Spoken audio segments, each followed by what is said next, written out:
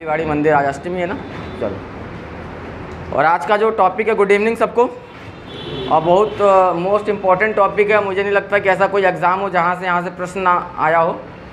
और स्वतंत्रता आंदोलन के अंतर्गत क्रांतिकारी गतिविधियों के अंतर्गत जो है आज प्रयास करूँगा, ये अंतिम लेक्चर होना चाहिए। और बीच में एक छोटा सा फैक्चुअल टॉपिक छूट रहा है जिसको मैं वीडियो में कन्वर्ट नहीं कर सकता था। मैं पहले ही नहीं बताता तो आपको मालूम भी नहीं लगता कि सर का लास्ट ही हो रहा है। मास्टर सूर्य सेन का एक टॉपिक है चटगांव आर्मी रेड, उस पर हम लोग बाद में चर्चा करेंगे। तो जो आज का टॉपिक है वो है सुभाष चंद्र बोस और आज़ाद हिंद फौज। तो आज़ाद हिंद फौज को पढ़ने से पहले थोड़ा सा हम लोग सुभाष चंद्र बोस के बारे में जान लें। और मॉडर्न हिस्ट्री में हमने कई जगह ऐसी चीज़ें पढ़ ली हैं जहाँ पे कुछ ना कुछ दिमाग में इनके बारे में हमारे क्या है आ चुका है। तो सबसे पहले अगर हम बात करें सुभाष चंद्र बोस, तो इनका जन्म जो है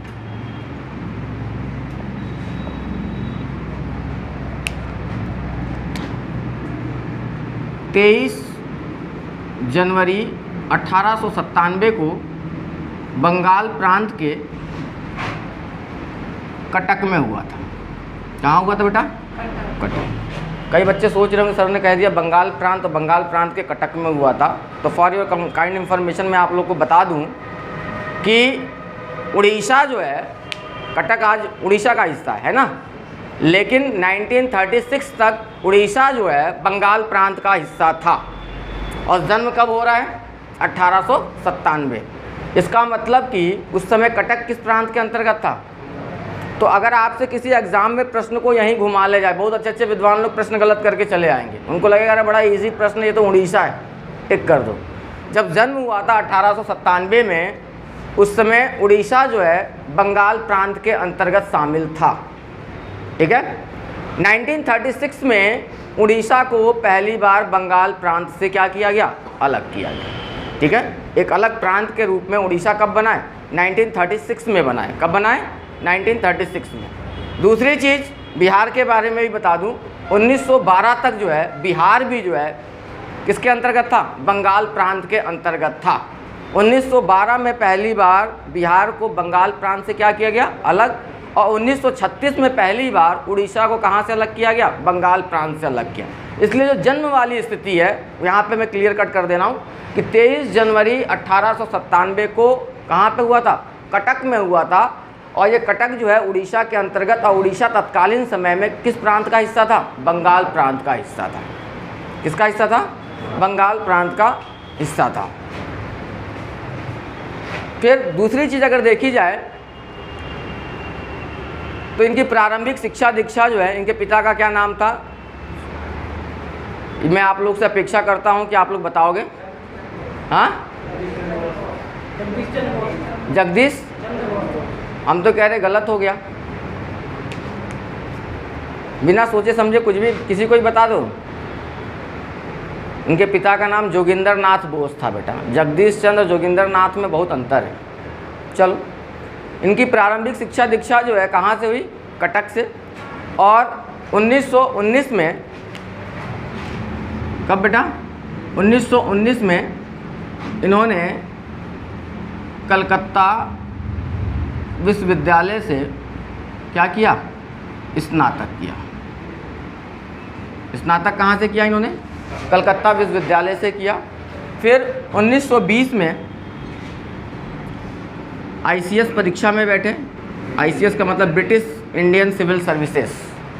और इस परीक्षा में इन्होंने चौथी रैंक लगाई थी उस समय। कौन सी रैंक लगाई थी? यानी अंग्रेज़ों के समय में ICS परीक्षा में चौथी रैंक लगाना, ये अपने आप में इनकी प्रतिभा को दर्शाता है। प्रत्यक्ष को प्रमाण की आवश्यकता नहीं है क्या?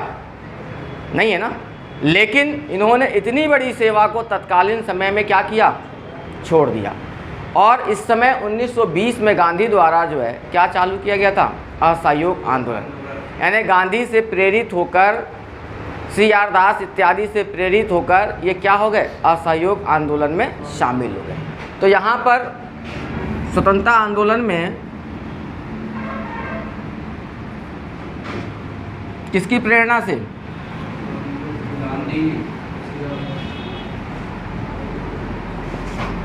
स्वतंत्रता आंदोलन में ये गांधी और दास की प्रेरणा से, दास का मतलब CR दास, चित्तरंजन दास, और गांधी की प्रेरणा से स्वतंत्रता आंदोलन में शामिल हुआ। उस समय कौन सा आंदोलन गांधी चला रहे थे? असहयोग आंदोलन। कौन सा आंदोलन? असहयोग आंदोलन। हालांकि सुभाष चंद्र बोस का राजनीतिक गुरु जो है किसे कहा जाता है? CR दास को कहा जाता है। आपसे किसी एग्ज़ाम में प्रश्न पुटअप कर जाए, और कई बार एग्ज़ाम में पूछा भी है कि गांधी जी का किसका? सुभाष चंद्र बोस का राजनीतिक गुरु जो है किसे कहा जाता है? CR दास को कहा जाता है। मैंने भी उनके पिता का नाम गलत बोल दिया है। जानकी दास बोस था इनके पिता का नाम। क्या नाम था? जानकी दास बोस था, दिमाग में फिसल रहा था। फिर इसी समय पहली बार दिसंबर 21 में असहयोग आंदोलन पहली बार जो है इनको गिरफ्तार करके 8 माह के कारावास की सज़ा दी गई। कितने माह की? 8 माह के कारावास की सज़ा दी गई। हालांकि ये अपने जीवन काल में कुल 11 बार, कितनी बार? 11 बार जेल गए। ये प्रश्न जो है SSC में पूछा है, हाँ, कि सुभाष चंद्र बोस अपने जीवन में यानी पूरे स्वतंत्रता आंदोलन के दौरान कुल कितनी बार जेल गए? कितनी बार गए बेटा? 11 बार। ये संख्या ध्यान में रखना। ये संख्या मैंने इसलिए यहाँ बता दी क्योंकि ये SSC का आया हुआ क्वेश्चन है। एक बच्चा मुझसे पूछ रहा था, मुझे भी मालूम नहीं था। बहुत सी चीज़ें टीचर को भी नहीं मालूम रहती, कोई व्यक्ति 100% नहीं होता है। तो मैंने जब इसके बारे में जानकारी प्राप्त की, क्योंकि बहुत सी चीज़ें जो है किताबों में भी नहीं लिखी रहती हैं, अलग अलग किताबों में अलग अलग तथ्य भी मिल जाते हैं, तो इसमें साक्ष्य मिला ये कि ये अपने जीवन में कुल कितनी बार स्वतंत्रता आंदोलन के दौरान 11 बार जेल गए। कितनी बार? 11 बार जेल गए। इसके पश्चात अगर देखा जाए, जब जेल से छूटे तो 1923 में ये कलकत्ता के क्या बने? मेयर। क्या बने? ये भी प्रश्न कई बार आपके वनडे एग्जाम में पूछा है कि सुभाष चंद्र बोस जो है पहली बार कलकत्ता के मेयर कब बने थे? 1923 में। और मेयर बनना कोई बहुत बड़ी इनके लिए उपलब्धि नहीं थी, क्योंकि इनके बाद इनके पिताजी जो थे जानकी दास बोस जो थे, वो तत्कालीन समय में कलकत्ता विधान परिषद के सदस्य थे। एक जाने माने क्या थे? वकील थे। तो प्रारंभ से ही ये एक संभ्रांत परिवार से संबंधित थे, कुलीन परिवार से संबंधित थे। तो कलकत्ता का मेयर बनना कोई बड़ी बात नहीं थी, क्योंकि इनके पिता खुद एक बहुत बड़े तत्कालीन समय में क्या थे? वकील थे, और बंगाल के क्या थे? जाने माने व्यक्ति थे। इसलिए 1923 में ये क्या बने? कलकत्ता के मेयर बने। लेकिन इन्हें 1924 में फिर गिरफ्तार कर लिया गया। क्या कर लिया गया? गिरफ्तार कर लिया गया, और 3 वर्ष की कारावास की सज़ा दी गई। कहाँ पर? म्यांमार, मांडले जेल में रखा गया। और 1927 में इन्हें क्या किया गया? रिहा किया गया। और जब 27 में रिहा किया गया तो उस समय भारत में कौन आ रहा था? साइमन कमीशन, है ना। और साइमन कमीशन की क्या चल रही थी? विरोध की बात चल रही थी। लॉर्ड बिकनहेड ने क्या कहा था कि भारतीय अगर इतने स्वयं सक्षम हैं और जो साइमन कमीशन के विरोध की बात कर रहे हैं, तो अपने संविधान का क्या बनाकर दिखाएं? प्रारूप बनाकर दिखाएं। और बाद में जो है क्या होता है? मोतीलाल नेहरू के नेतृत्व में एक कमेटी गठित की जाती है। अगस्त 1928 में एक कमेटी क्या करती है? अपनी रिपोर्ट प्रस्तुत करती है, जिसको हम किस नाम से जानते हैं? नेहरू रिपोर्ट के नाम से। पढ़ लिया है हम लोगों ने। और उसमें किसकी बात की गई थी? अधिराज्य की बात की गई थी। किसकी बात की गई थी? डोमिनियन स्टेट की बात की। और बाद में यही सुभाष चंद्र बोस और स्वयं पंडित जवाहरलाल नेहरू ने क्या किया था? इस डोमिनियन स्टेट का विरोध किया था। कहा कि डोमिनियन स्टेट नहीं बल्कि पूर्ण स्वराज की बात होनी चाहिए।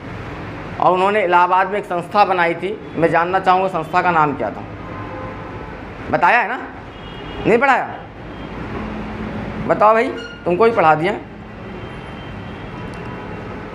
और लिखा हुआ है सब कॉपी में। जवाब कौन देगा? इंटेंशन में नहीं खड़ा कर रहे, तुमसे उम्मीद करते हैं क्योंकि तुम पढ़ते हो इसलिए कह रहे हैं। जब टाइम होगा तब तो हलक तक खा के सो जाओ, अपने आप सिलेक्शन हो जाएगा। जादू की छड़ी चलने वाली है बेटा। जब एक घुड़सवार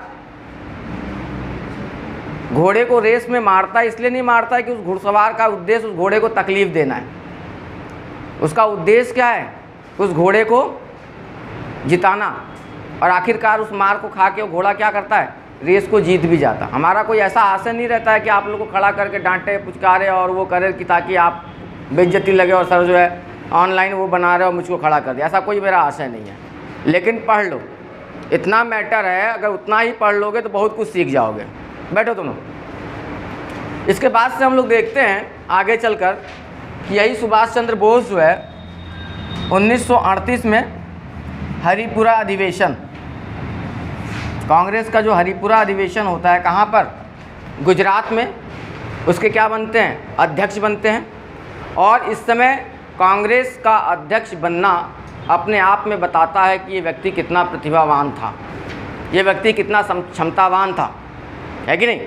और आगामी अवसर पे जब अगली बार जब चुनाव होता है 1939 में त्रिपुरी, कुछ याद आ रहा है, ये त्रिपुरी जो है मध्य प्रदेश के जबलपुर में, जब इस अधिवेशन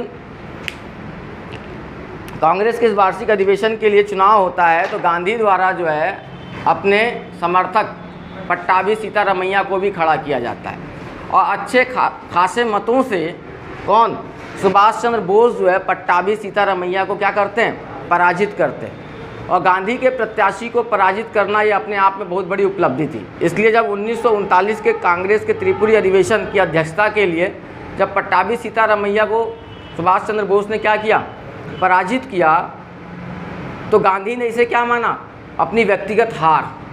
इसलिए मैंने पढ़ाया था तो आपको बताया कि अगर पूछ ले गांधी के जीवन की सबसे बड़ी राजनीतिक हार क्या है, तो 1939 में कांग्रेस के त्रिपुरी अधिवेशन के लिए उनके द्वारा खड़ा किया गया प्रत्याशी पट्टाभी सीतारमैया को सुभाष चंद्र बोस द्वारा हराया जाना गांधी जी के जीवन की क्या है, सबसे बड़ी राजनीतिक हार।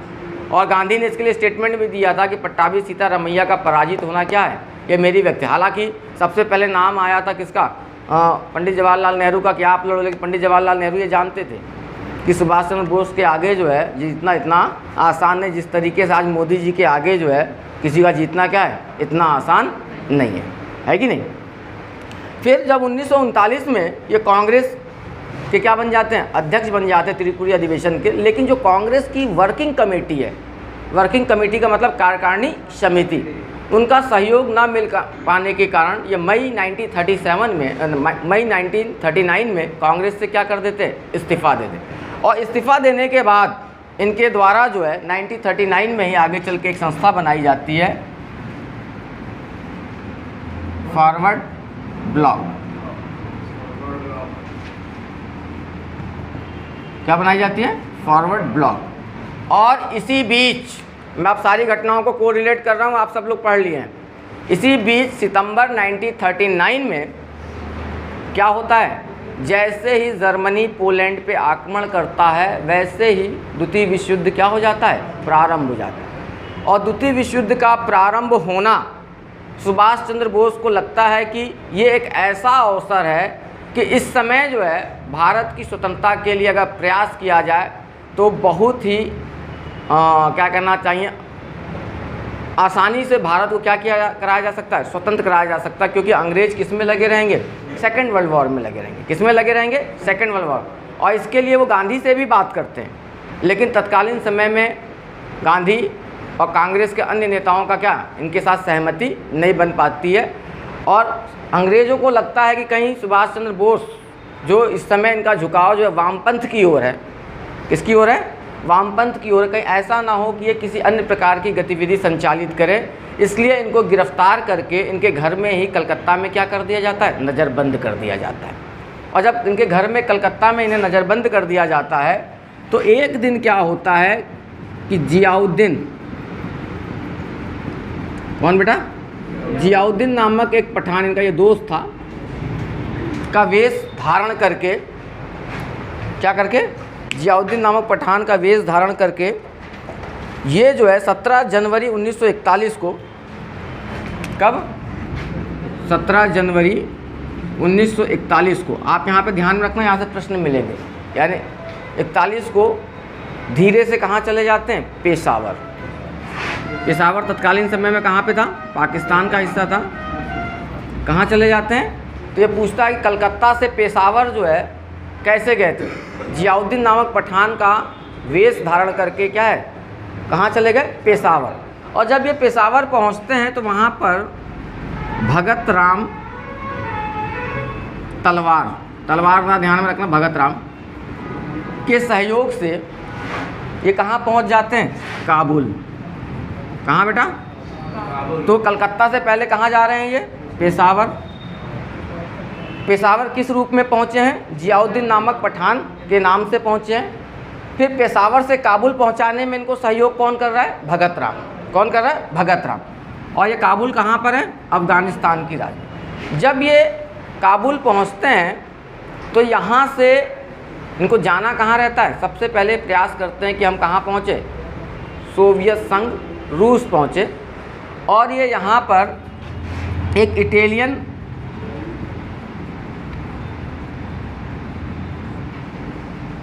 यानी इटालियन व्यक्ति का नकली पासपोर्ट धारण करके उसके नाम से ये पहुँचते हैं कहाँ पर?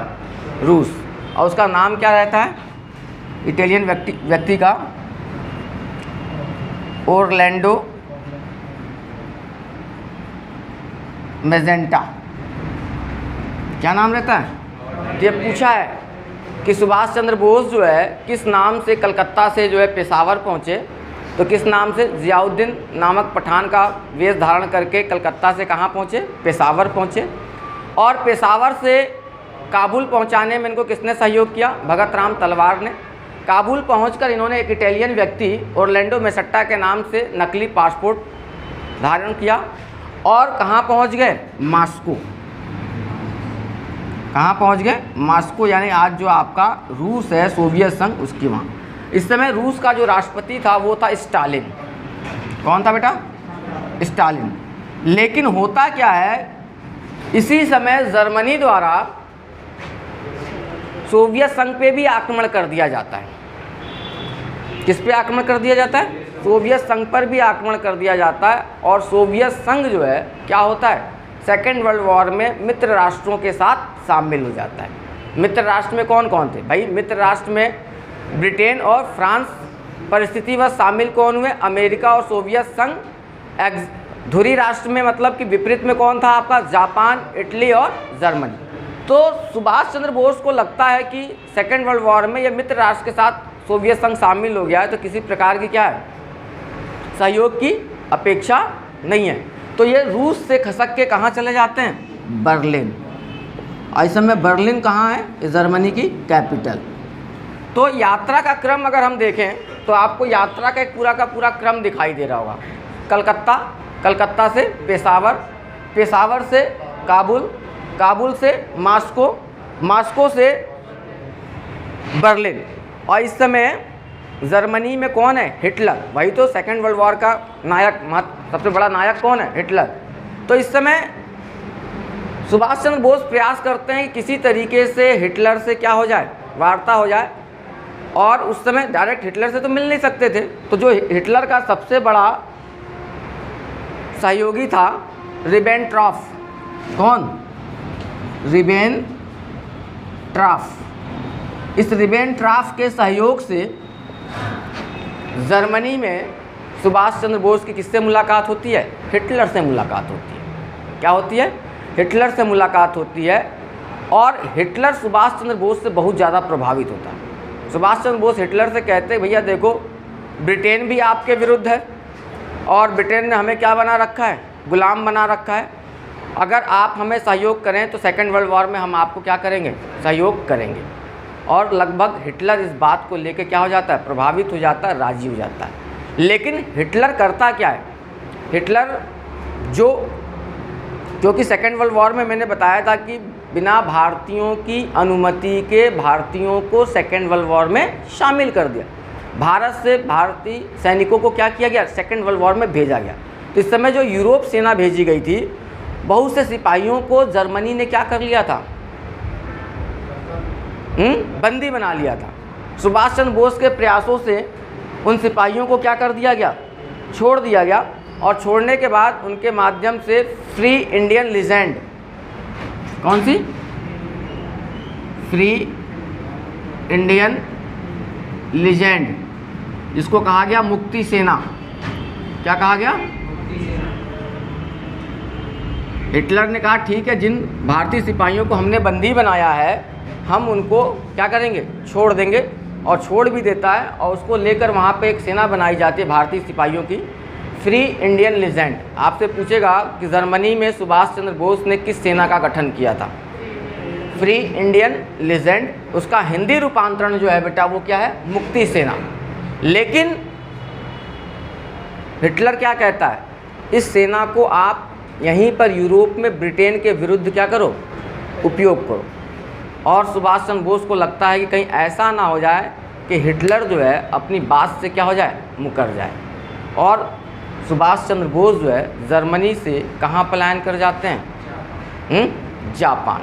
अब जब जापान की बात करें तो मैं घटनाक्रम को जापान की ओर मोड़ता हूँ। इस समय किसी को स्क्रीनशॉट लेना हो तो ले लो, मैं मिटा दूँ इसको।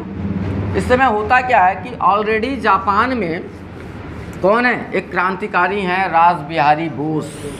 कौन है, रास बिहारी बोस। और इस समय जापान क्या कर रहा है भैया, नाको ब्रिटेन के नाक में क्या कर रखा है, दम कर रखा है। लगातार जो है ब्रिटेन के जो उपनिवेश हैं, सिंगापुर है, हांगकांग है, फिलीपींस है, मलाया है, इनको जीतते हुए किधर की ओर बढ़ रहा है, अंडमान निकोबार द्वीप समूह की ओर बढ़ रहा है। और अंग्रेज़ों ने भी क्या कर रखा था कि जो भारतीय सैनिक थे उनको भी जापान को रोकने के लिए अंडमान निकोबार द्वीप समूह, जहां आपको आज इंडोनेशिया दिखाई दे रहा है, मलाया प्रायद्वीप होते हुए, फिलीपींस होते हुए रोकने का प्रयास कर रहा है। लेकिन जापान बड़ी तीव्र गति से क्या कर रहा है, आगे बढ़ रहा है। और जापान ने बहुत से भारतीय सैनिकों को क्या कर लिया है, गिरफ्तार कर लिया, अपने पास बंदी बनाकर रखा हुआ है। तो इस समय रास बिहारी बोस को एक अच्छा मौका लगता, बहुत बड़े क्रांतिकारी थे, वो जापान सरकार से लगातार बात करते रहते हैं। और उनके द्वारा वहाँ पर 1942 में ही, मार्च 1942 में ही एक संगठन बनाया जाता है, इंडियन इंडिपेंडेंस।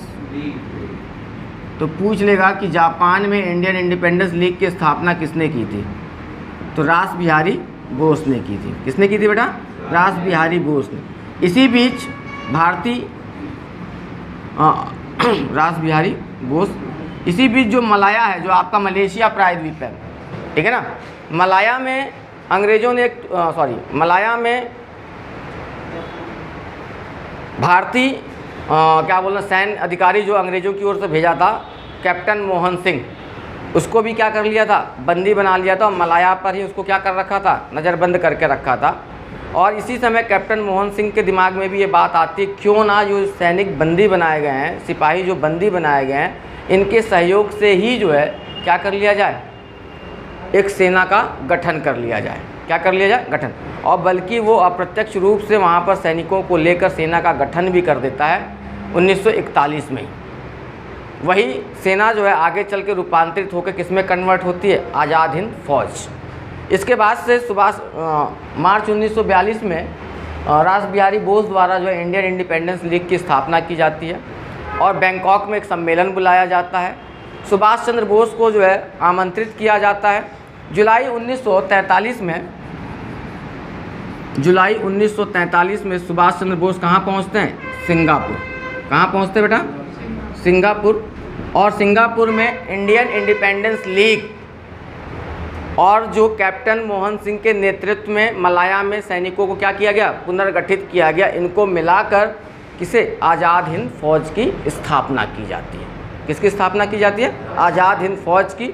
और यहीं पर आज़ाद हिंद फौज की कमान जो है किसे दे दी जाती है, सुभाष चंद्र बोस को दी जाती है। किसे दी जाती है, सुभाष चंद्र बोस को दी जाती है। और जब वो कमान संभालते हैं तो कमान संभालने के बाद वो सैनिकों को मोटिवेट करते हुए, मोटिवेट का हिंदी क्या होगा, प्रेरित करते हुए कहते हैं कि तुम मुझे खून दो, मैं तुम्हें आज़ादी दूंगा। खून का मतलब कि आप संघर्ष करने के लिए तैयार रहें और भारत माता को स्वतंत्रता कौन दिलाएंगे, हम लोग दिलाएंगे। यहीं पर वो नारा देते हैं, दिल्ली चलो, यानी कि दिल्ली पर किसकी सरकार स्थापित होनी चाहिए, भारतीयों की अपनी सरकार होनी चाहिए। यहीं पर पहली बार वो जय हिंद का नारा देते हैं। इनके द्वारा 3 नारे दिए गए, तुम मुझे खून दो, मैं तुम्हें आज़ादी दूंगा, दिल्ली चलो, जय हिंद। और सिंगापुर में ही अक्टूबर 1943 में, डेट में आप लोगों के लिए होमवर्क दे रहा हूँ, सिंगापुर में सुभाष चंद्र बोस के नेतृत्व में जब आज़ाद हिंद फौज की कमान इन्होंने संभाल ली, सर्वोच्च सेनापति के नाते जो है अक्टूबर 1943 में अस्थायी सरकार का गठन किया गया। क्या गठन किया गया? अस्थायी सरकार का। तो मैं आपसे पूछूंगा कि सुभाष चंद्र बोस ने सिंगापुर में भारत की पहली अस्थायी सरकार का गठन कब किया था? तो मैंने यहाँ मंथ और जो है सन लिख दिया है, अक्टूबर 1943। ये आप लोग के लिए होमवर्क है, कमेंट में लिख के बताना कि तारीख क्या थी, तारीख क्या थी। अपेक्षा करता हूँ आप लोग बताओगे ही। तारीख मैं बोल दे रहा हूँ 19, 20, 21, 22 अक्टूबर, इसमें से एक डेट है, मेरे पास लिखी हुई है, यहाँ पर रखी हुई है। तो मैं अपेक्षा करता हूँ कि आप लोग बताओगे कि जो सिंगापुर में सुभाष चंद्र बोस के नेतृत्व में अस्थायी सरकार का गठन किया गया अक्टूबर 1943 में, वो कै तारीख को गठित किया गया था? ये यूपीएससी में भी पूछा है, डेट के साथ पूछा। 19, 20, 21, 22 अक्टूबर में किस अक्टूबर को ये सरकार गठित की गई थी? और जब ये सरकार गठित होती है तो इस सरकार में स्वयं राष्ट्रपति कौन बनते हैं? प्रधानमंत्री सुभाष चंद्र बोस। और अस्थायी सरकार का राजनीतिक सलाहकार किसे बनाया जाता है? रास बिहारी बोस को बनाया जाता है। और क्या होता है कि जापान द्वारा जो है अंडमान निकोबार के जो है अंडमान और निकोबार द्वीप जो है उसकी कमान किसे सौंप दी जाती है? सुभाष चंद्र बोस को सौंप दी जाती है। और इनके द्वारा जो है क्या किया जाता है? अंडमान पे शहीद की स्वराज, अंडमान द्वीप को क्या नाम दिया जाता है? होमवर्क है, बड़ा कन्फ्यूजन कर रहे हो तुम लोग। अंडमान को शहीद द्वीप और निकोबार को क्या नाम देते हैं? स्वराज द्वीप ये नाम देते हैं। क्या नाम देते हैं? स्वराज द्वीप ये नाम देते हैं। साथ ही साथ जो है ये क्या करते हैं? धीरे धीरे बढ़ते बढ़ते कहाँ तक आ जाते हैं? म्यांमार तक पहुँच जाते हैं सुभाष चंद्र बोस। साथ ही साथ जब इन्होंने ये आज़ाद हिंद फौज का जब गठन हो गया तो इन्होंने तत्कालीन समय में 4 ब्रिगेड भी बनाए थे। एक ब्रिगेड इन्होंने बनाया था झांसी ब्रिगेड, झांसी रेजिमेंट या ब्रिगेड। और इसका अभी आप सोच सकते हैं जिस ज़माने में वर्ल्ड में किसी भी देश में महिलाओं को सेना में भर्ती होने का अधिकार नहीं था, उस ज़माने में महिलाओं के नाम पर किसी रेजिमेंट का नाम रखना एक बहुत बड़ी बात थी। और ये झांसी रेजिमेंट यानी रानी लक्ष्मीबाई के नाम पर एक झांसी रेजिमेंट बनाते हैं और लक्ष्मी स्वामीनाथन को इसका क्या करते हैं? प्रमुख बनाते हैं। एक रेजिमेंट ये बनाते हैं गांधी रेजिमेंट या ब्रिगेड, दूसरा जो है नेहरू, और तीसरा और चौथा जो है कौन सा? आज़ाद, मौलाना अबू कलाम आज़ाद इत्यादि के नाम पर ये क्या करते? पूरी आज़ाद हिंद फौज को अलग अलग रेजिमेंट में, ब्रिगेड में क्या करते? बांट देते। ये पूछा है कि तत्कालीन समय में, यूपीएससी का पूछा ये हुआ ये प्रश्न है कि तत्कालीन समय में इन्होंने किन किन ब्रिगेडों की जो है आज़ाद हिंद फौज में जो है गठन किया था? तो झांसी, गांधी, नेहरू, आज़ाद। ठीक है, इसमें से झांसी रेजिमेंट का प्रमुख इन्होंने किसे बनाया था? लक्ष्मी स्वामीनाथन को बनाया था। किसे बनाया था? लक्ष्मी स्वामीनाथन को बनाया था।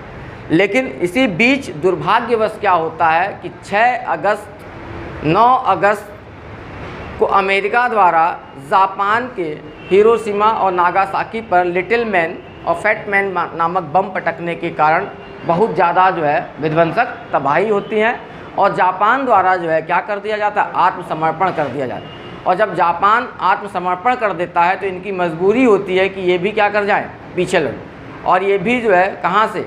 यहाँ से लौटते हैं टोक्यो। लेकिन अगस्त 1945 में ताइवान के फार्मोसा ही नाम था तत्कालीन, फार्मोसा द्वीप पर प्लेन क्रैश होने के कारण इनकी क्या हो जाती है? डेथ। ये मेरा अपना ओपिनियन है, मैंने कई बार बताया। क्योंकि इनकी मृत्यु पर बहुत सारी कमेटी गठित की गई। इनकी मृत्यु पर आज भी संशय है। भारत सरकार जो है इसे क्या है? स्पष्ट नहीं कर पा रही। कुछ लोगों ने कहा कि नहीं अभी जिंदा हैं, कुछ लोगों ने कहा कि भेष बदल कुछ और। लेकिन मुझे लगता है कि तत्कालीन समय में, जो मेरा अपना ओपिनियन है, अगस्त 1945 में इनकी क्या हो जाती है? डेथ हो जाती है। डेथ होने के बाद क्या होता है कि आज़ाद हिंद फौज के सिपाहियों को, जिनको अंग्रेज़ों द्वारा फिर से सारे क्षेत्रों पर क्या कर लिया जाता है? कब्जा कर लिया जाता है।